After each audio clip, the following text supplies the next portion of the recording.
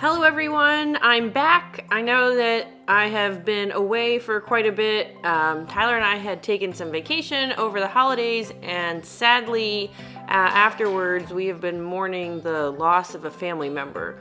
So I'm sure that you all can understand, and I appreciate your patience. But we are starting to get back to normal over here, and I'm looking forward to getting some videos out here for you. We're actually, in real life, just have finished day 60 of the build and are riveting the tail cone together. And this video is day 15, so as you can see, there's plenty that I have to get out there. I take a while to get these videos out, so I apologize for that. But I do have a little surprise at the end of this video. Stay tuned. I'm going to be doing a small giveaway, and I will have more details at the end. But for now, thanks for your patience, and let's get back to the build video. Today is day 15 of our RV-10 build. We are continuing work on the horizontal stabilizer. The other nice thing is that this is the day that we'd gotten the shipment in from Vans with the replacement parts that we needed for the rudder. So we talked about that. That was the trailing edge wedge, where when countersinking both sides of it had some chatter and it made the holes a little too big, and we went ahead and replaced that. And that was also the stiffener for one of the skins there on the rudder, where it had been bent a little bit while dimpling. So I'll put a link for that video where I went over that somewhere above or in the description. But these are the replacement parts we got, so very excited because now we can work on those and try to move forward. So I'm in the back trying to cut down that stiffener and make it just right. Ty is continuing work here on the horizontal stabilizer, trying to get these different hinges and the doubler riveted to the rear spar. So he's working on that there. I've got the little piece in the back getting cut up.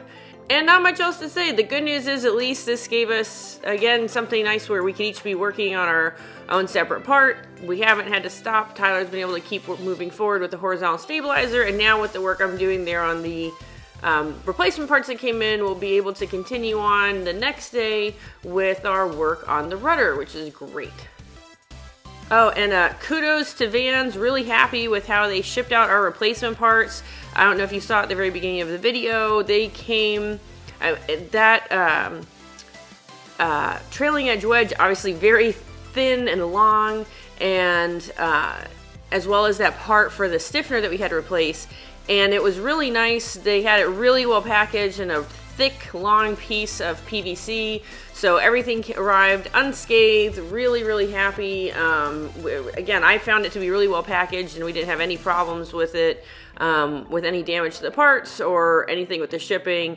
And obviously way better than having to worry about crating anything. So great job, and really happy there with how it arrived without any issues. And I want to say it only took a couple days for the replacement parts to actually arrive. So that was something else that was really nice, not having to worry about being put on hold in terms of the build for too long because we were waiting on the parts. That wasn't a problem. So really good to know that. Hoping we don't have to keep ordering more parts, but you know, I mean, fingers crossed. So, but at least it's good to know it shouldn't be too much of a delay if we ever have to do that again in the future.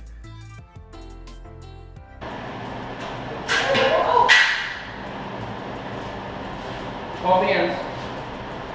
Damn it, Tyler. No, we're not calling mates anymore. Stop dropping shit. Never a dull moment, right? So you gotta have fun with it. Anyway, back to the build. So one of my favorite tools that I really like to use is the pneumatic squeezer. I just find it's really nice whenever you can use it. I find it very easy to control, and then it's great to know that once you just get it set properly, you can get perfect, consistent rivets every time. And one thing here that you might notice is we're just using the 3-inch yoke that came with our purchase from Cleveland Tool. And since then, while we were at Oshkosh, actually, we were toying with getting another yoke for it, and we thought about getting the 4-inch, but while talking with Annette and one of the other gentlemen there at Cleveland Tool while we were at Oshkosh, they'd actually recommended that we consider getting the longeron yoke. And I'm really, really glad actually that we did, because it just has been really helpful and useful to have in different circumstances when you're trying to rivet around flanges. And in particular here on step 6 of 8-2, it specifically says that you need to put the manufactured head of the rivet on the hinge bracket that you're installing. So that's on the back side of the rear spar. So the manufactured head is on the flange side. And we were able to get it all installed using the 3-inch yoke that we have by putting the rivet set for the manufactured head on the ram and the flat rivet set on the top of the yoke, the 3-inch yoke. But it was rather tricky. And so since then, now having bought the longeron yoke, we've really seen how in a situation like this, it would have been really, really helpful to have, and I'm really glad that we got it. I'll put a picture up here because in case you're not familiar with what I'm talking about. In fact, I'm going to just include a little video snippet that I just made to try to help and explain it better with a little bit of a demonstration versus trying to explain it without being able to point at anything to you. So here you go with a little snippet to try and explain why I really love the longeron yoke. So just to try and demonstrate what I was talking about there in the videos, I have here the pneumatic squeezer that's set up with the longeron yoke that I was raving about. And then here is the 3-inch yoke that came with the set that we bought from Cleveland Tool. And I just have a punch sticking through it to try and help show you where the ram would go and try and help demonstrate what I'm talking about. So yes, this is not obviously the right tool. This is not the ram, but it's just meant to help demonstrate everything that I'm trying to point out. And so that's where the difference you can see here with the 3-inch is that it's flat here across the top. So you can see with the rivet set there in it, you could not get whatever rivet set is on this top part around a flange. The bottom, yes, with the ram, you could go and get it around the flange and have it hook around, no problem. But here, because it has the kind of gonzo nose, you can see how then you could have whatever rivet set is here work around a flange. And so I have here like a sample piece just to try and show. This is not actually getting riveted on this side, but it's just to try and help point it out. Where if you were to take the this 3-inch yoke with the little fake ram we have in there, then you could see how it would work very easily with just trying to work on this side if you have the shop head for the rivet on the back. It's a little trickier, it's doable, as you can see we did in the video, with having the rivet set for the shop head on the top, because we needed to have the rivets with the machine head on this side of the rear spar there in the video. But it is a little bit more tricky because now you're going, and as the ram is going up, you're trying to line it up here on the bottom, and it's just not quite as easy.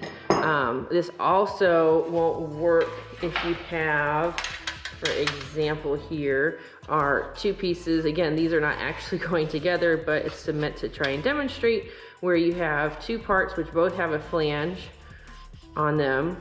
Again, this is where this yoke just won't work because you can't get, you wouldn't be able to get the rivet set at the top to sit flush with either part of the rivet, either whether it's the machine head or the shop head, doesn't matter. Because it's flat, you can't get it to sit, this part here, to sit flush against the back where you're trying to attach these 2 pieces. But that's where with this longeron yoke that comes with, that you can get, and having that little gonzo nose at the top, you could see here how now you can slide it on, and you could have whatever rivet set is on the top part would sit flush here and be able to go and rivet as usual around some sort of a double flange setup like this would be, or again, like in the video where we had to put the machine head on the back side of the rear spar, instead of having to do it like we did in the video where with the 3-inch yoke, where the rivet set for the machine head was on the ram and trying to line it up as it was moving up as we were engaging the pneumatic squeezer. Here I could now put the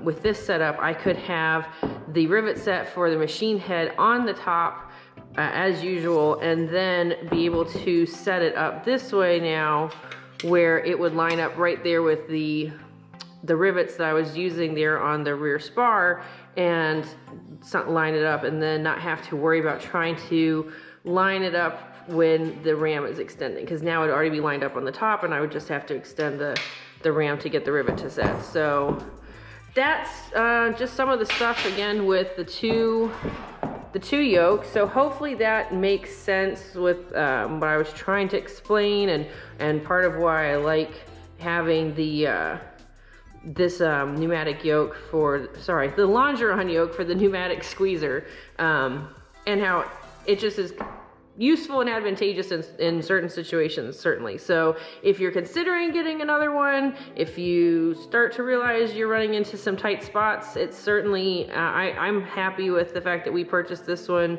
and I'm really glad it's coming quite useful, especially as we've progressed throughout the build. So that kind of sums it up about the difference with the two different yokes that we use for the pneumatic squeezer. And that also pretty much wraps it up for what we did with the build that day on the horizontal stabilizer. So now we get to move on to the fun stuff, which I mentioned at the beginning of the video, which is the little giveaway that I'm doing.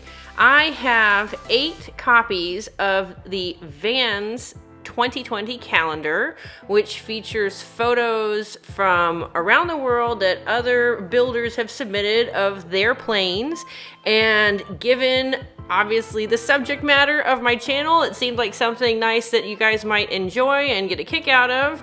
So to enter is very easy. All you have to do is like, share, and comment on this video. And let's just make this simple. I will leave that open through next Saturday, the 28th, until midnight Pacific time. That just seems to make it nice and easy. And then on Sunday, I will pick 8 different people who have met those qualifications, and we'll be mailing you guys the Vans 2020 calendar. So I just thought it was something you guys might enjoy, and I really appreciate all of you watching the videos. I've recently passed 250 subscribers, so thank you very much, and I hope it's just something that you enjoy. I hope you all have a great Christmas and holiday season, and good luck with the giveaway. And make sure, again, smash the like button, share this video, and leave me a comment below, and good luck. I remember to take my glasses up. Where's the water? It's over there. 2 things I always forget to do tonight. Take off my safety glasses and